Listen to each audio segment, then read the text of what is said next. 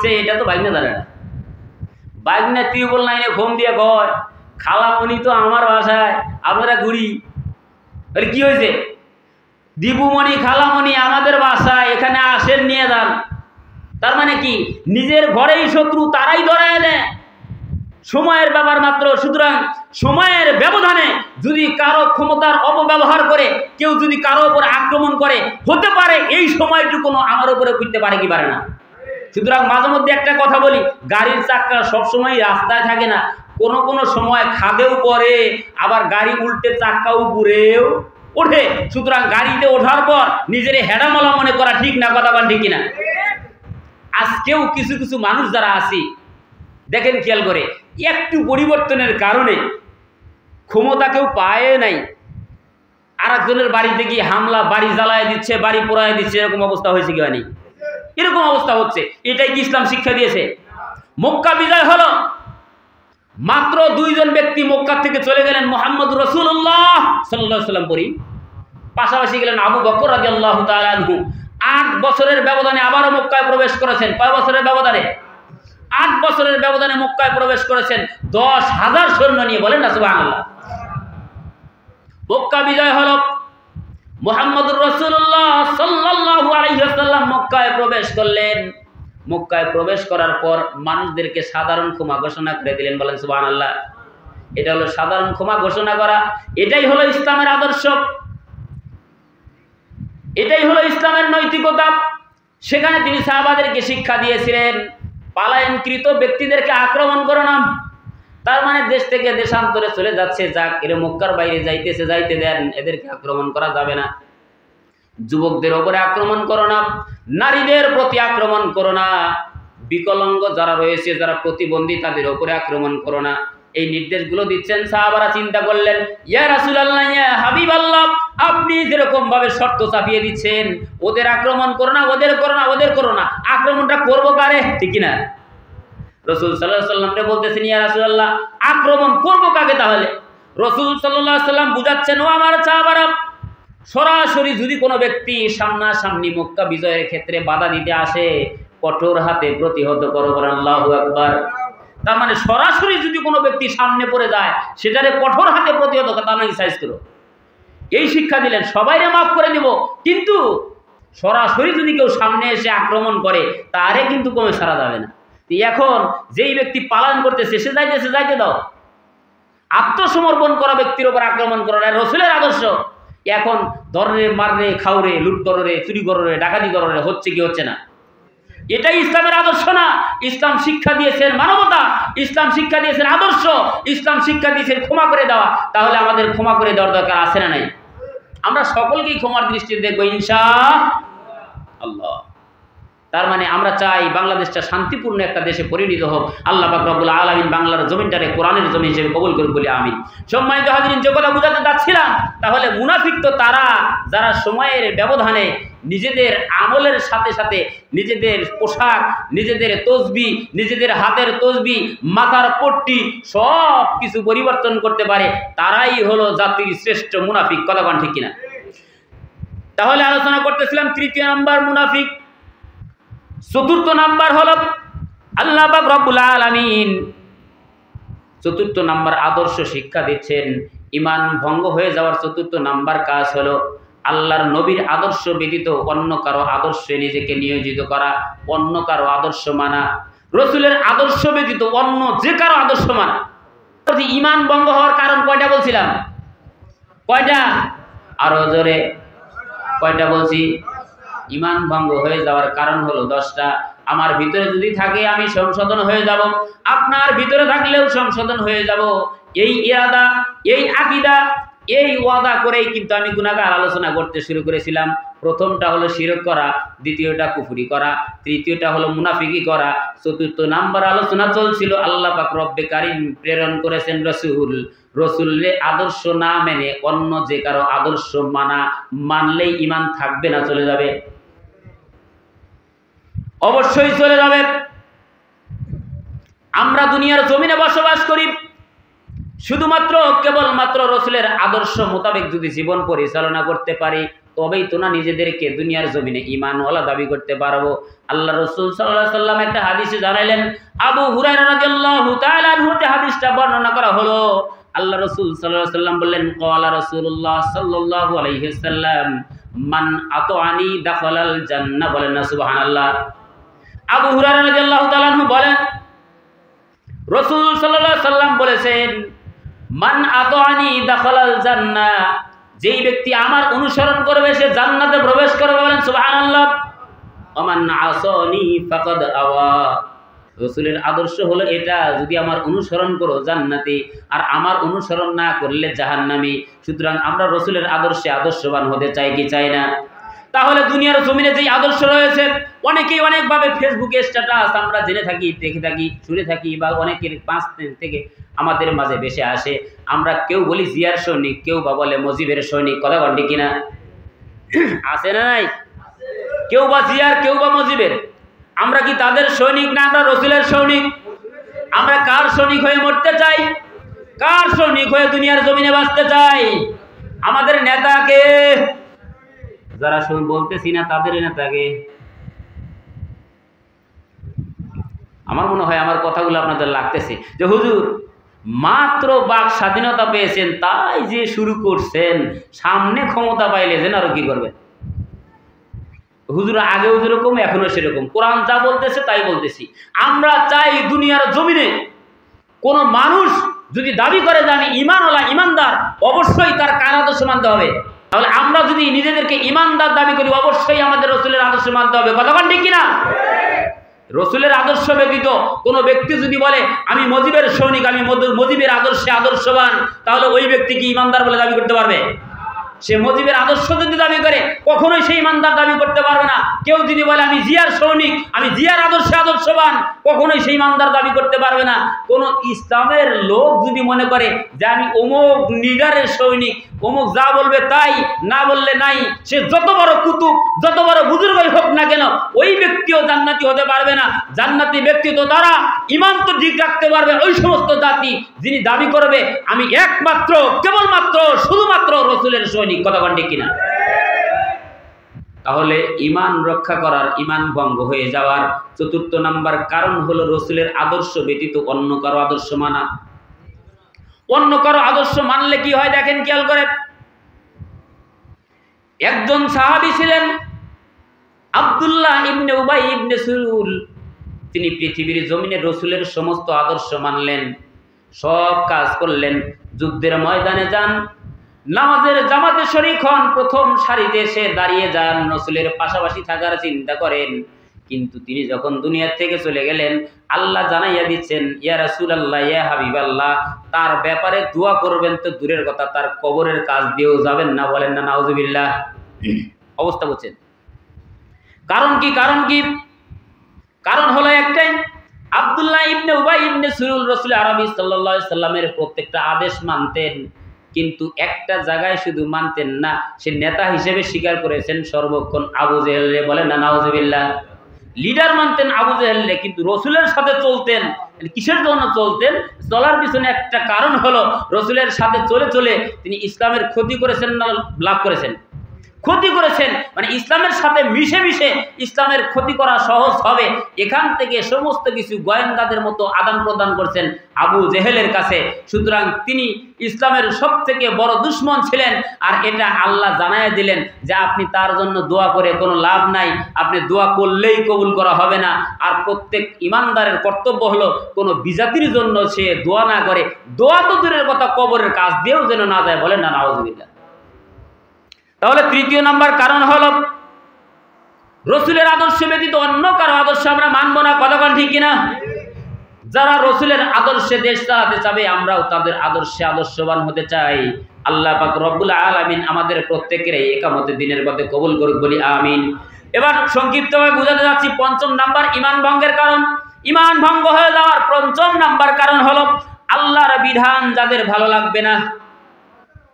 এই যে এখানে কোরআনের আলোচনা হচ্ছে, যদি কারো মনের ভিতরে সামান্য পরিমাণ, কিঞ্চিত পরিমাণ খটকা লাগে, কি হচ্ছে?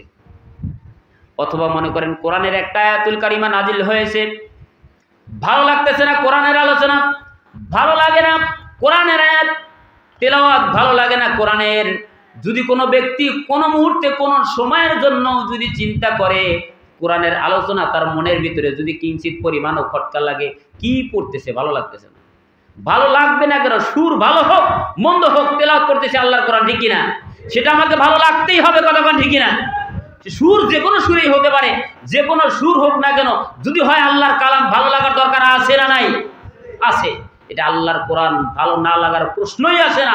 যদি ভেতরে প্রশ্ন একবার জেগে যায় যে আমার ভালো লাগতেছে না, অথবা যদি কোনো ব্যক্তি আল্লাহর কোরআন থেকে একটা আয়াত যদি মনে করে এই আয়াত এরকম কেন হলো, কি জন্য হবে, হবেই বা কেন, এরকম যদি মনের ভিতরে খটকা লাগে, সঙ্গে সঙ্গে কি চলে যাবে? কি চলে যাবে? ঈমান চলে যাবে। ঈমান যদি চলে যায়, ওই ব্যক্তি যদি কিয়ামত পর্যন্ত হায়াত পায়, যদি আমল করে, আল্লাহর দরবারে কবুল হবে না, কথা বল, ঠিক কিনা?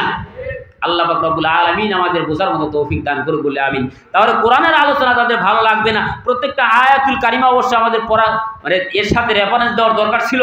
সময় খুবই সংক্ষিপ্ত, বক্তা মহোদয় কিন্তু আমাদের মাঝে উপস্থিত। আলোচনা যদি সুযোগ হয় করবো ইনশাল্লাহ। তবে আরো একটা জিনিস বুঝাতে চাচ্ছি, আল্লাহ পাক রব্বুল আলামিন বুঝাতে চাচ্ছেন, ও দুনিয়ার জমিনের মানুষ, তোমার তো ভালো লাগার কথা, তোমাকে তোমার রিজিকের মালিক আমি, তোমার হায়াতের মালিক আমি, তোমার চালন করি আমি, তোমার সমস্ত কিছুর মালিক যদি আমি হই, তাহলে তোমার সবকিছু পাওয়ার যোগ্য কে? আমার সবকিছু যদি আদান প্রদান চলাফেরা সমস্ত দায়িত্ব যদি আল্লাহর হয়, তাহলে আল্লাহর সন্তুষ্ট করার দরকার আছে না নেই? আল্লাহ পাক রব্বুল আলামিন দায়িত্ব দুনিয়াবাসীরা জানাচ্ছেন, ও দুনিয়ার জমিনের গোলাম, কুল, হে রাসূল আপনি জানায়া দেন, ইন্নাস সালাত ওয়া নুসুকি ওয়া মাহইয়ায়া ওয়া মামাতি লিল্লাহি রাব্বিল আলামিন। আল্লাহু আকবার। আল্লাহ বুঝাচ্ছেন, ইন্নাস সালাতি ওয়া নুসুকি ওয়া মাহইয়ায়া ওয়া মামাতি লিল্লাহি রাব্বিল আলামিন। হে রাসূল আপনি বলে দেন, নিশ্চয়ই আমার নামাজ, আমার কুরবানি, আমার বেঁচে থাকা, আমার মরে যাওয়া সবকিছু কার জন্য? কার জন্য? সবকিছু হবে আল্লাহর জন্য, কথা বল, ঠিক কিনা? আল্লাহ ব্যতীত অন্য কারোর জন্য আমার হায়াত দেওয়া হয়নি। যেহেতু আমার আল্লাহ জানাইয়া দিলেন তোমার হায়াত, তোমার মউত, তার মানে হায়াতটাও আমার কার জন্য হবে? দুনিয়ার জমিনে যদি একদিনও বাঁচতে হয়, কার জন্য বাঁচবো? যদি দুনিয়ার থেকে চলেও যেতে হয়, কার জন্য যাব? আমার যদি কুরবানি হয়ে যায়, কার জন্য করব? আমার নামাজটা কার জন্য করব? নাকি সমাজের মাতাব্বর যিনি রয়েছে তিনি চাপ দিবেন বিদায় নামাজ পড়ব? আমার নামাজটাও হবে কার জন্য? আমার বেঁচে থাকা, মরে যাওয়া কার জন্য? আমার সুদ খাওয়া কার জন্যে? এলাকার মানুষ তো খুব চালাক, আল্লাহ হেদায়েত দান করেন, বলে আমিন। আল্লাহ বরকত দান করেন, বললো আমিন। সুদারও মনে হয় এলাকায় নাই, আছে? একটা জিনিস খেয়াল করেন, সমস্ত কিছুই যদি আল্লাহর জন্য হয়, অবৈধ কামগুলো কিন্তু আল্লাহর জন্য না। সুদের টাকা যদি কোনো ব্যক্তি খায়, একটা হাদিস বাংলা অনুবাদ আপনাদেরকে শোনাতে যাচ্ছি। কোনো ব্যক্তি যদি 1 টাকা সুদ খায়, কয় টাকা? 1 টাকা কোনো ব্যক্তি যদি সুদ খায়, ওই ব্যক্তি আপন মায়ের সাথে, নিজের গর্ভধারিণী মায়ের সাথে 70 বার জিনা করার সমান, সব থেকে নিম্নমানের গুনাহ, নাউজুবিল্লাহ। এটাই হলো সব থেকে ছোট গুনাহ, সব থেকে ছোট গুনাহ। তাহলে 1 টাকা সুদ খাইলে আপন মায়ের সাথে, নিজের গর্ভধারিণী মায়ের সাথে যদি 70 বার গুনাহ করার, জিনা করার সমান গুনাহ হয়, তাহলে যেই ব্যক্তি হাজার হাজার টাকা সুদের উপরে লাগাইয়া তারপরে মাসের পর মাস লাভের টাকাগুলো নিয়ে পরিবার বর্গের মানুষের মধ্যে বিলীন করে আর চালায়, ওই ব্যক্তি নিজের মায়ের সাথে কতবার জিনা করার সমান গুনাহ তার হয়। মনে হয় ক্যালকুলেটরে তো ধরবেই না, কিয়ামত পর্যন্ত হিসাব করলেও হিসাব করা সম্ভব হবে না। এরকম লোক আছে না নাই? কম না বেশি? অনেক বেশি। 1 টাকা সুদ যদি আপন মায়ের সাথে 70 বার জিনা করার সমান গুনাহ হয়, এই জায়গায় আমরা যারা রয়েছি, কাউকে যদি বলা হয়, ও যুবক, ও ভাই, বাড়িতে গেলে বেশি কিছু না, বেশি কিছু করো না, বাড়িতে গিয়ে তুমি সামান্যতম কি করবা, তোমার মায়ের ব্রাটা ধরে একটু টান দিবা, অথবা তোমার মায়ের শরীর থেকে মাইন্ড করবেন না। কাউরে যদি বলা হয় মায়ের শরীর থেকে কাপড়টা টান দিয়ে খুলবা, কোথাও খোলা লাগবে না, ঘরের ভিতরে যাও, ঘরের ভিতরে গিয়ে তোমার মায়ের জামাটা একটু টান দিয়ে খুলে দাও, তোমার মায়ের একটু উলঙ্গ করে দাও, কোনো যুবক কি দেবে? কোনো বুদ্ধিমান মানুষ কি দেবে? কোনো বিবেকবান আকলবান মানুষ দেবে? কেউ এটা দেবে না। শুধু তাই না, কাউরে যদি বলা হয় লক্ষ টাকা দিব তোমার মায়ের শরীর থেকে শুধু জামাটা টান দিয়ে খুলে দিবা, আমার মনে হয় না টাকার লোভে করে কি কেউ দেবে? কথা বলতেছেন না, দেওয়ার কি কথা? সেটাও দেবে না। যদিও দেয়, ধরে নেন কিছুক্ষণের জন্য, কোনো ব্যক্তি যদি তার মায়ের শরীর থেকে কাপড় ধরে টান দিয়ে মারে উলঙ্গ করে দেয়, আর এই কথা যদি এই এলাকার মুরব্বী জানেন, মাতাব্বর জানে, অথবা মসজিদের ইমাম সাহেব যদি জানতে পারে অমুক বাড়ির অমুক কুলাঙ্গার সন্তান মায়ের শরীর থেকে কাপড়টা টান দিয়ে খুলে দিয়েছে, তাহলে খেয়াল করেন তো ওই সন্তানটা কি এলাকায় রাখার কথা? এলাকায় তো রাখবেই না, সমাজে বন্ধক করবে, এলাকা তারা করবে, ঠিক কিনা? ওই সন্তানটা এলাকা ছাড়া করা হবে। এলাকা ছাড়াই না, শুধু তার বিরুদ্ধে কঠোর ব্যবস্থা নেওয়া হবে। কিন্তু আমরা এমনও হতভাগা জাতি, মায়ের শরীর থেকে মাত্র কাপড়টা টান দেওয়ার দরুন যদি সন্তানকে এলাকা ছাড়া করে দেই, কিন্তু লক্ষ লক্ষ টাকা সুদের পর লাগাইয়া মাস শেষে লাভের টাকাটা গুনে গুনে খাই। আপন মায়ের সাথে জেনা করার দরুন যেই গুনাহ, এই গুনাহগুলো কিন্তু আমল নামায় চলে যাচ্ছে। এই সন্তানটারে কিন্তু আমরা সমাজের বড় চেয়ারে বসাই, কথা কন ঠিক কিনা? এই হয় অনেক টাকার মালিক, এই হয় এলাকার ভিতরে ধনাত্মক ব্যক্তি, লাভের পর সুদের পর টাকা লাগাইয়া যখন মোটা অঙ্কের টাকা ইনকাম করতে শুরু করে, তখন মসজিদের সভাপতি বানাইতেও আমরা তারই একটু বিবেচনা করি। মসজিদের দাম তো ওই বেচারাই বেশি করে, কথা কন ঠিক কিনা? অবস্থা এরকম হয় কি হয় না? অনেক জায়গায় হয়, এই এলাকায় নাও হইতে পারে, এই এলাকায় হয়তো বা হয় না, কিন্তু অনেক জায়গায় এরকম অবস্থা আছে না নাই? তাহলে একজন জেনাকার ব্যক্তিরা মায়ের কাপড় ধরে মায়ের উলঙ্গ করার দরুন ওই ব্যক্তির এলাকা ছাড়া করি, কিন্তু লাভের পর টাকা লাগাইয়া লক্ষ টাকার মালিক হয়, ওই ব্যক্তির আমরা সমাজের মোড়ল, সমাজের মাতাব্বর বানাই। এই পরিস্থিতি থেকে আল্লাহ পাক রব্বুল আলামিন আমাদের হেফাজত করুক, বলেন আমিন। যে কথা বলতেছিলাম, পঞ্চম নাম্বার কারণ, আল্লাহর বিধান ব্যতীত অন্য কোনো বিধান যার ভালো লাগে, মানে আল্লাহর বিধান যার ভালো লাগে না, ওই ব্যক্তি ধরে নেবেন ইমান দুনিয়ার জমিনে তারা ইমান নাই। কিয়ামত পর্যন্ত হায়াত পাইলে যদি ওই ব্যক্তি আমল করে, কিয়ামত পর্যন্ত আমল করলেও আমল যিনি কবুল করবেন না তিনি কে? আল্লাহর নাম নিতেও আপনাদের কৃপণতা, আল্লাহর সাথে রাগারাগি আছে নাকি? ওই ব্যক্তিকে আল্লাহ পাক রব্বুল আলামিন আমাদের হেদায়েত দান করুক, বলি আমিন। এবার আসি ষষ্ঠ নাম্বার কারণ, সংক্ষিপ্তভাবে শেষ করে দেব। ষষ্ঠ নাম্বার কারণ হচ্ছে বেঈমানদের কাজকে সুন্দর মনে করা। বিজাতিরা যেই কাজগুলো করে, এই কাজগুলো ভালো লাগা মানে সুন্দর মনে করা। ইমান চলে যাবে, কি চলে যাবে? প্রথম নাম্বার কারণ হলো শিরক করা, দ্বিতীয় নাম্বার কারণ হলো কুফরি করা, তৃতীয় নাম্বার কারণ হলো নিফাকি করা, চতুর্থ নাম্বার কারণ হলো আল্লাহর রসুলের আদর্শ না মানা, পঞ্চম নাম্বার কারণ হলো, পঞ্চম নাম্বার কারণ মাত্রই বললাম, কি বললাম? পঞ্চম নাম্বার কারণ আল্লাহর কোরআনের আয়াত যদি ভালো না লাগে, আল্লাহর বিধান যার ভালো লাগবে না। এবার শুনি ষষ্ঠ নাম্বার কারণ দিয়ে, কানটা দিয়ে শুনে নেই। ষষ্ঠ নাম্বার কারণের ভিতরে আল্লাহ জানাইয়া দিচ্ছেন বিজাতিদের কাজকে সুন্দর মনে করা। যদি কোনো ব্যক্তি বিজাতিদের কোনো কাজকে সুন্দর মনে করে, ওই ব্যক্তিরও ইমান সঙ্গে সঙ্গে চলে যাবে, কথা বলেন ঠিক কিনা? বিজাতিদের কাজ কি? অনেক মানুষ কথায় কথায় বলেই ফেলে আমাদের থেকে ওই যে ওরাই ভালো, আছে না নাই? আচ্ছা, আর একটা উদাহরণ দিলে বলবেন, রাজীবপুর আছে না, রাজীবপুর বাজারের পশ্চিমে, মানে থানা বলে রাজীবপুর বাজারের পশ্চিমে নদী বাতায় যখন হিন্দুদের পূজার মণ্ডপে পূজা দেওয়ানো হয়, এই মেলার ভিতরে মেলার কাজ মুসলমানদের না বিজাতিদের? মেলার কাজ মুসলমানের না বিজাতিদের? বিজাতিদের কাজ। ওইখানে যদি মুসলমানের সন্তান যায় আনন্দ এবং উল্লাস করে, ধরে নেবেন পাক্কা মুনাফিক, তার ইমান চলে গেছে, কথা বলেন ঠিক কিনা? যদি কোনো ব্যক্তি বিজাতিদের কোনো অনুষ্ঠানে যায়, তার মানে অবশ্যই তার সেটা ভালো লাগছে, ঠিক কিনা? বিজাতিদের কোনো কাজে ভালো লাগা, ভালো মনে করা ইমান চলে যাওয়ার লক্ষণ, ইমান চলে যাওয়ার কারণ। যদি ইমান চলে যায়, হাজারো শপথ করুক যে আমি ইমানদার, যতক্ষণ পর্যন্ত তওবা করে ফিরে না আসবে ইমানদার হতে পারবে। একটা জিনিস খেয়াল করি, পূজার মণ্ডপে গিয়ে যদি মুসলমানের সন্তান লাফালাফি করে, দেখবেন খেয়াল করে ওই সন্তান যদি কখনো তওবা না করে আল্লাহর কাছে ফিরে আসে, নতুন করে যদি কালেমা না পড়ে, কিয়ামত পর্যন্ত হায়াত পাইলেও তারে মুসলমান বলা যাবে না, সে ঈমানওয়ালা থাকবে না। ও মৃত্যুবরণ করলে কবর দেওয়া যে কথা না দেওয়া।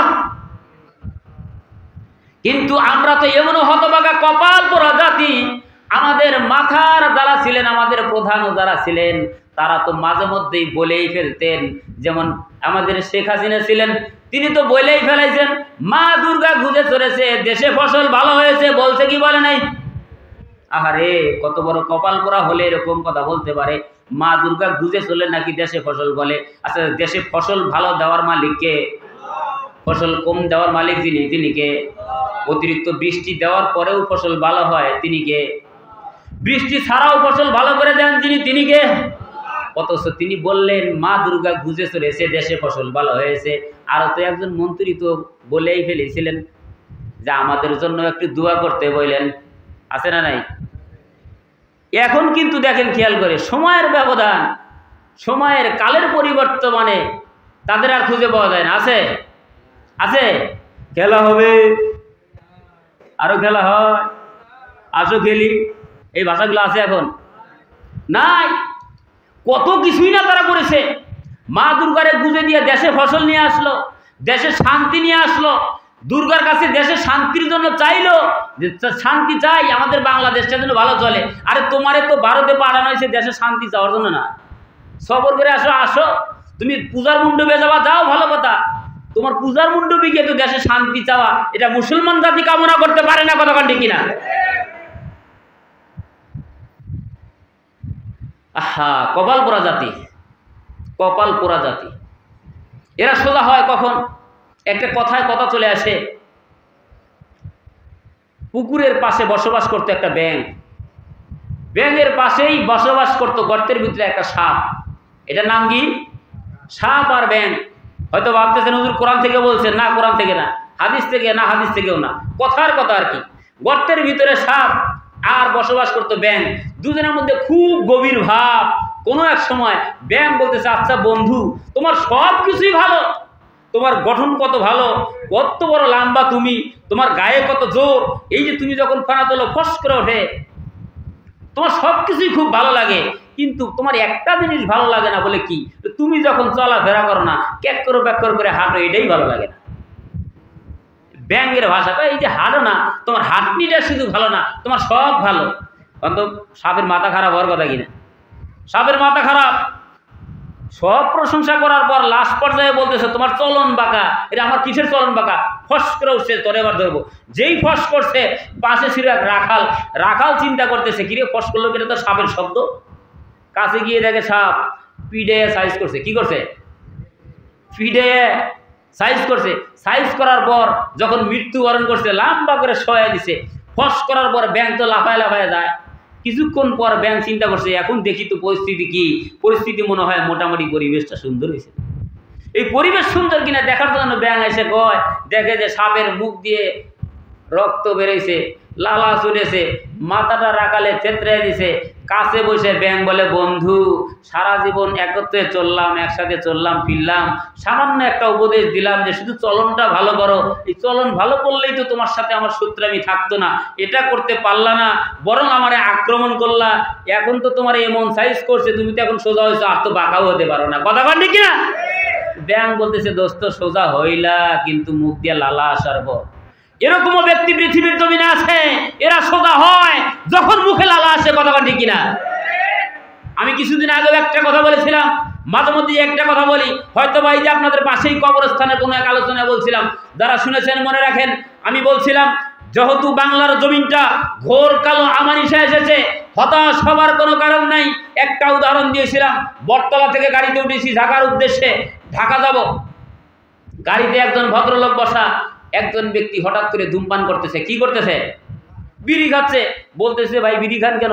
গাড়ির ভেতরে বিড়ি খাও। এ বেটা, পরিবেশ বোঝো না? বিড়ি খাওয়া বেটা কইতেছে, পরিবেশ আমি বুঝি না, না তুমি বোঝো না। ভদ্রলোকই দেখাও, মাথার উপরে তাকায় দেখো তো, পড়াশোনা কিছু শেখো নাই? ভদ্রলোক ব্যাপতি, কিরে আমার থেকে তার গরমই বেশি। মাথার দিকে তাকায় দেখে, অভিযোগ থাকলে চালককে বলুন। অবস্থা কি? অভিযোগ থাকলে চালককে বলুন। কি এই বেটার তো ধমক দেওয়া ঠিক আছে। চালকদের যাবো, চালক মশাই গাড়ি থামান। বলে কেন? গাড়ির ভেতরে সিগারেট খায়, দুর্গন্ধে গাড়িতে থাকা যায় না, অবস্থা খুব খারাপ, গাড়ি থামান, আগের নামায় দেন। চালক বলতেছে, এই মিয়া চিল্লেন কেন? থামান, ভদ্রতা শেখেন নাই? বলে কেন? পড়াশোনা শেখেন নাই? শিখছি তো। পিছনে তাকান। পিছনে সিটের পিছনে তাকায়া দেখে, সিটের পিছনে লেখা, চলন্ত গাড়িতে ড্রাইভারের সাথে কথা বলা নিষেধ। ভদ্রলোক করছে বেগা যায়, অবস্থা তো খারাপ, পড়াশোনা তো শিখেছি, সবার জানি তো ঠিক আছে।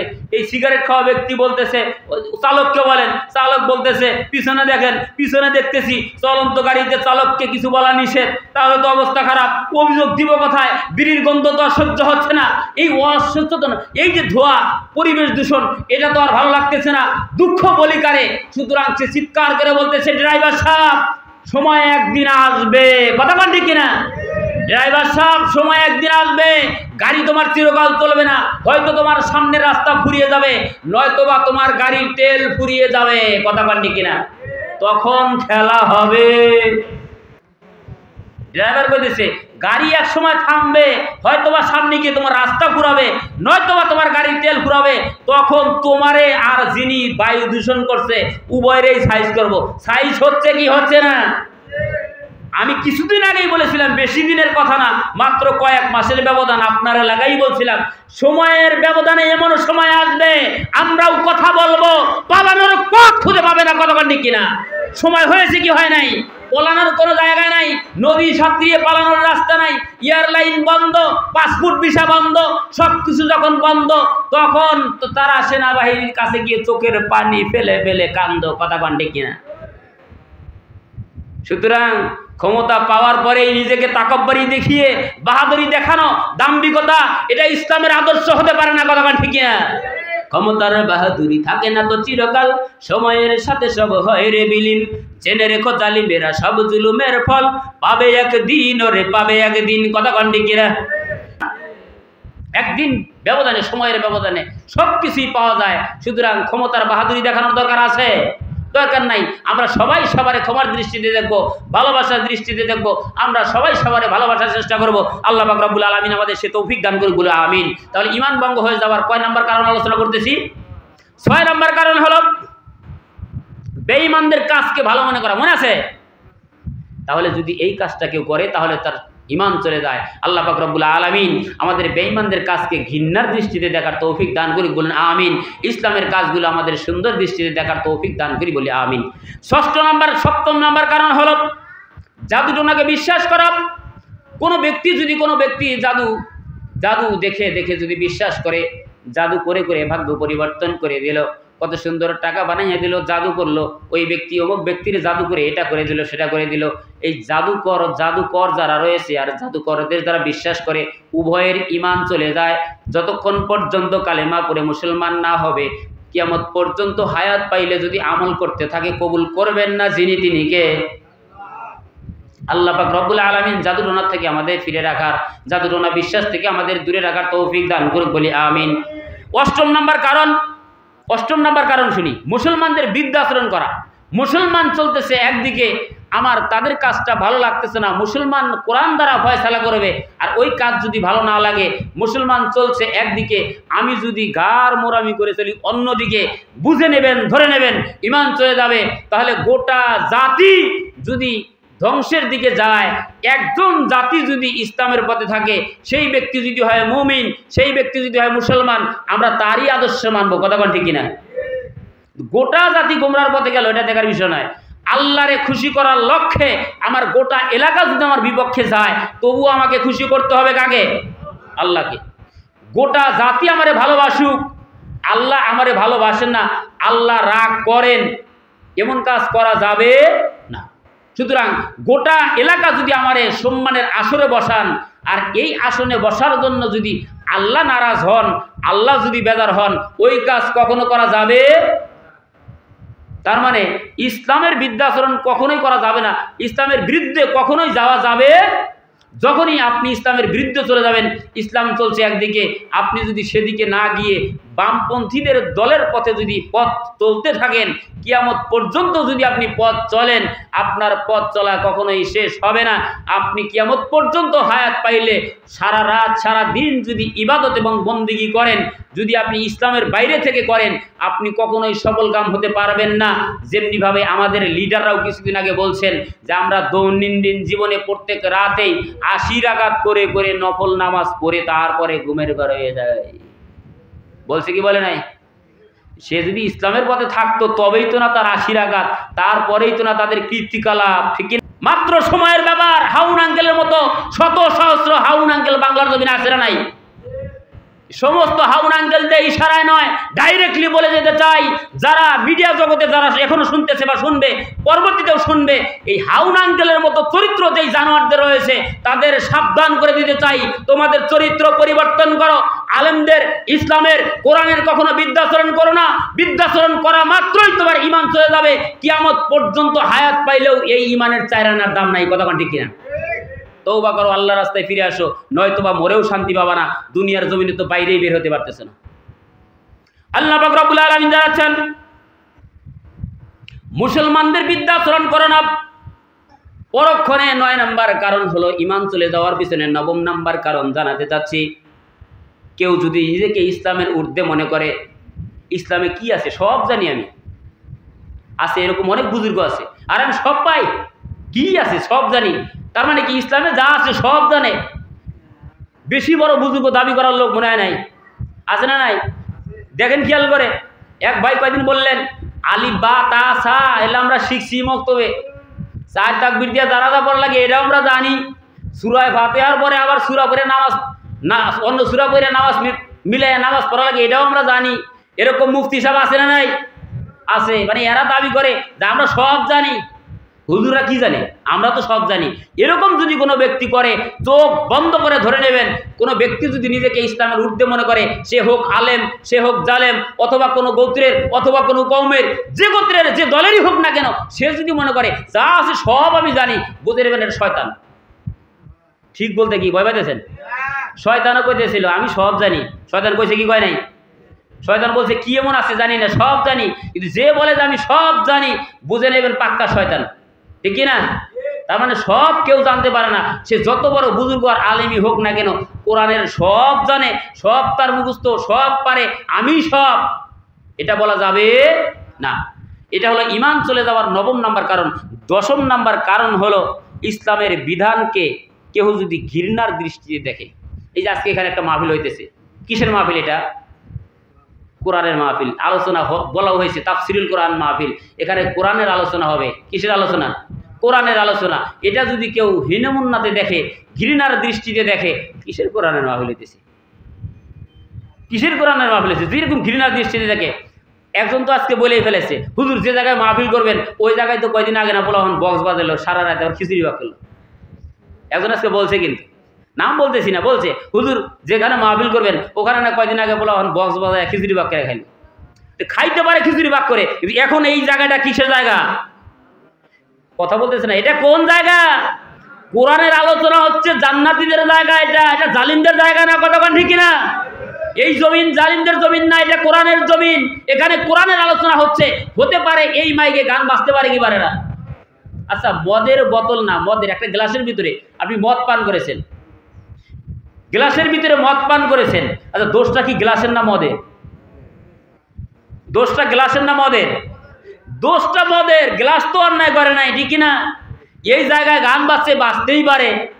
এটা শয়তান ধোঁকা দিয়েছিল, বাজতেই পারে। এখন এমনও হইতে পারে যারা গান করেছে তারা এখানে উপস্থিত আছে। আল্লাহ যদি ইচ্ছা করেন এখান থেকে হেদায়েতের বাতি দিয়ে বের করবেন। পারেন কি পারেন না? পারে কি পারে না? এই জায়গায় গান হয়েছে, যারা গান করেছে, এমনও তো হতে পারে মাহফিল শেষ হওয়ার আগে তারা আল্লাহর কাছে তওবা করবে, রব্বে কারীম তওবা করতেছি, জীবনে আর কোনোদিন এরকম নিকৃষ্ট কাজ করব না, যেটা মানুষের কাছে বিতর্কিত, যেটা মানুষের কাছে ঘৃণার, এই কাজ আর করব না। আল্লাহ আমাদের হেদায়েত দেন, আমরা যেন কোরআনের মাহফিল করতে পারি। যেই যুবকরা এখানে গান করেছে ওই যুবকরা কোরআনের মাহফিল প্রতি বছর করতে পারে কি পারে না? তাহলে তো আমাদের ঘৃণার দৃষ্টিতে দেখার কোনো অপশন নাই, কোনো স্পেস নাই। সুতরাং কোরআন তো কোরআন। ইসলামের যে কোনো কাজকে আমরা কি দৃষ্টি দেখবো? সুদৃষ্টি দেখবো। কথা ঠিক কিনা? আল্লাহ পাক রব্বুল আলামিন যাতে কি হেদায়েত দান করুক, বলুন আমিন।